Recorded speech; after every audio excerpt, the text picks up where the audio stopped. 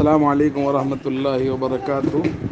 مفتی ہارون صاحب، بڑودہ سے سلمان بڑودوی عرض کر رہا ہوں۔ آپ کے بیٹے فرحان کی انتقال کی خبر موصول ہوئی۔ انا للہ و انا الیہ راجعون۔ اللہ تعالیٰ آپ کے بیٹے کی مغفرت فرماوے، درجات بلند فرماوے، بغیر حساب کتاب کی جنت کا داخلہ مقدر فرماوے، اور اللہ رب العزت آپ کو اور مرحوم کی والدہ اور تمام اہل خانہ کو اور جملہ پسماندگان کو اللہ تعالیٰ صبر جمیل، اجر جزیل اور نعم البدل عطا فرمائے۔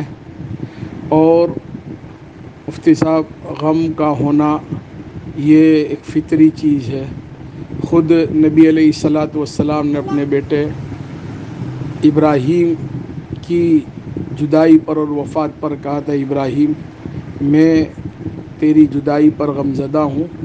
تو جب نبی علیہ السلام کو غم اور صدمہ پہنچا تھا تو میری اور آپ کی حیثیت کیا ہے؟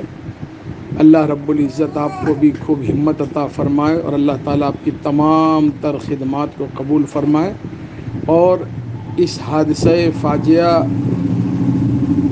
کی بنیاد پر اللہ تعالیٰ اور زیادہ آپ سے مضبوطی سے کام لے، اور اللہ تعالیٰ اور زیادہ آپ کے تمام کاموں میں ترقیات عطا فرمائے۔